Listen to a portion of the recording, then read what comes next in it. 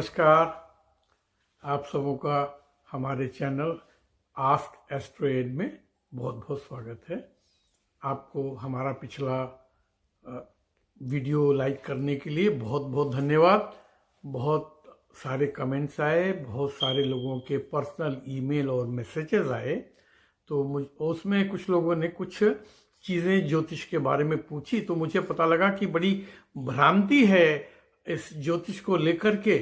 बहुत से लोग तो इसको अभी भी समझ नहीं पाते हैं। तो मैं यहाँ बताना चाहता हूँ, मेरा जो उद्देश्य है वो वैदिक ज्योतिष को इस्टेब्लिश करने का है।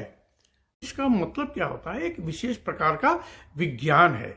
ये विज्ञान है, और इस विज्ञान में, ज्योतिष शास्त्र में, एस्ट्रोलॉजी में हम जो इसको गणना करते हैं, ये तमाम जितने भी प्लैनेट्स हैं, जितने भी ग्रह हैं, इनके बीच की सापेक्ष दूरी, इनका मास माने अधिभार, और इनका वेलोसिटी, तो ये हम इसका अध्ययन इसमें करते हैं। और इनका क्या प्रभाव पड़ता है प्राणी मात्र में, क्योंकि इनका जो प्रभाव पड़ता है वो बहुत ही विजिबल है, बहुत ही प्रोमिनेंट है, हमें दिखता है, हम महसूस कर सकते हैं, हम देख सकते हैं।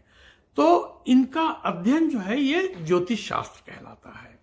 ज्योतिष जो बना है शब्द, ये भी संस्कृत का शब्द है, ये ज्योति से बना है। ज्योति मतलब प्रकाश। तो जब हम इसको देखते हैं प्रकाश को, तो इसमें प्रकाश पुंज कौन है? सूर्य है। सूर्य का जो प्रकाश हम तक पहुंचता है, किस हिसाब से, कितने दूर से, तो इसका क्या प्रभाव होता है हमारे ऊपर में, इसका अध्ययन है। और जितने भी ग्रह हैं, इनकी सबकी सूर्य से सापेक्ष दूरी, ये पृथ्वी पर अपने तरह से भिन्न भिन्न प्रकार से इनका प्रभाव पड़ता है। और ये जब हम इसको देखते हैं तो हर चर अचर, मतलब जो चीजें चलती हैं, जो चीजें स्थिर हैं, लेकिन जिनमें जीवन है, वो सूर्य के बिना संभव नहीं है।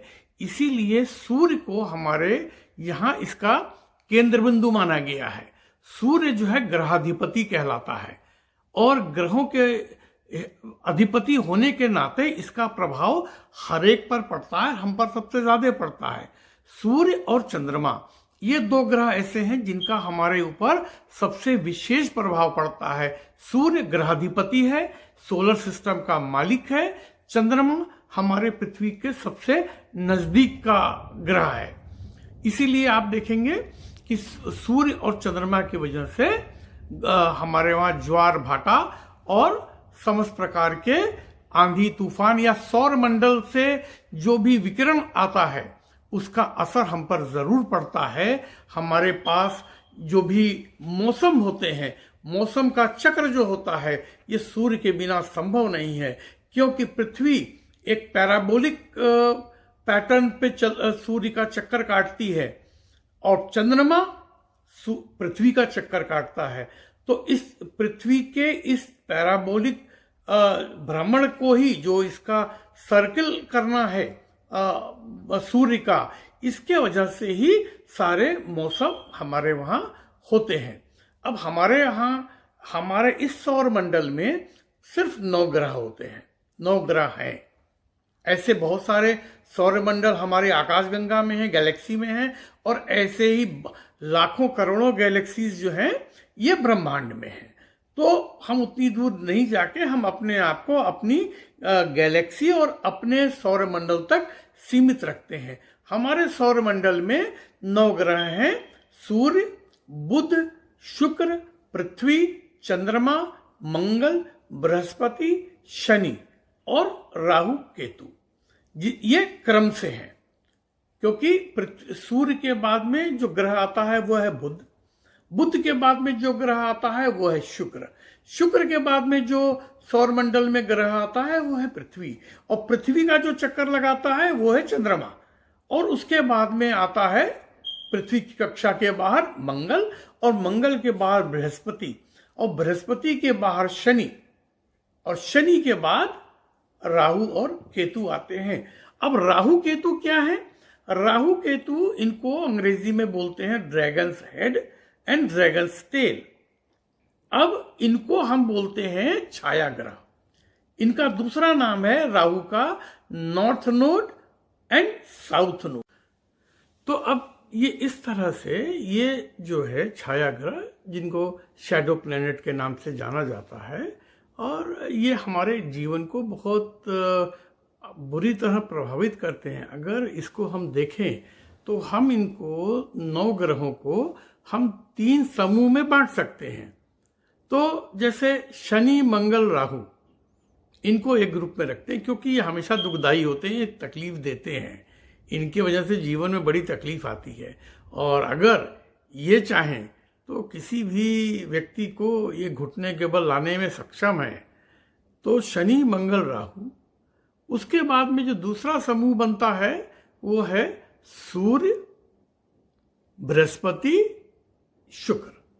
ये तीनों प्रतापी ग्रह हैं क्योंकि सूर्य आपके जीवन के जीवन शक्ति, नेम फेम पोजीशन, इसके लिए वो लायबल है, जिम्मेदार है।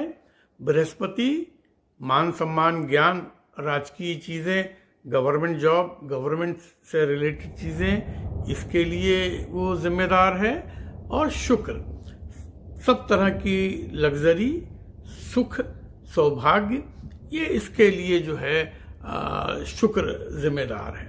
और तीसरे ग्रह में आते हैं चंद्रमा बुध और केतु। ये जेंटल, मतलब कि ये अपने आप में दुखदाई नहीं होते हैं, क्योंकि ये अगर अच्छे ग्रह के संपर्क में आएंगे तो अच्छा फल देते हैं और बुरे के संपर्क में आएंगे तो बुरा फल देते हैं।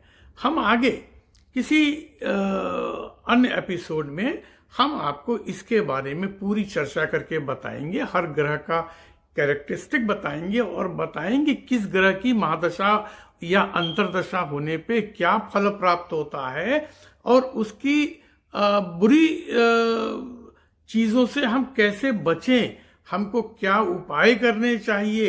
ये एक बहुत बड़ी चीज है ज्योतिष में, क्योंकि ज्योतिष का मतलब सिर्फ किसी का भाग्य बांच देना नहीं है।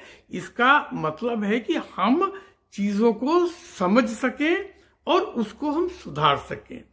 ये अब आपको एक उदाहरण दे करके समाप्त करता हूं कि जैसे हम लोग बरसात आने को होती है, अगर हमारे छत में कोई दरार है और हम उसको समय रहते अगर हमने बनवा लिया तो हम पूरी बरसात आराम से निकाल लेंगे।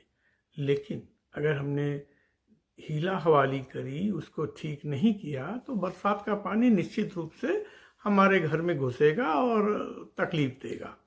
तो एस्ट्रोलॉजी भी इसी तरह से, अगर समय रहते हमने उसकी चीज़ों को समझ के अमल कर लिया तो निश्चित मानिए कि हम इस संकट से निकल जाएंगे।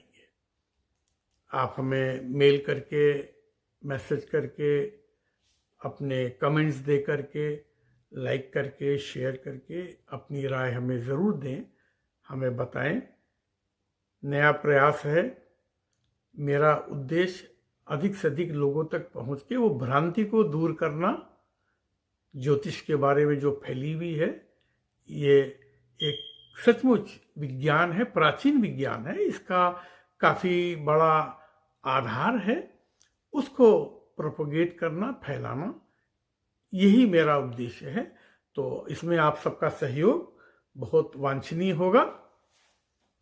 धन्यवाद।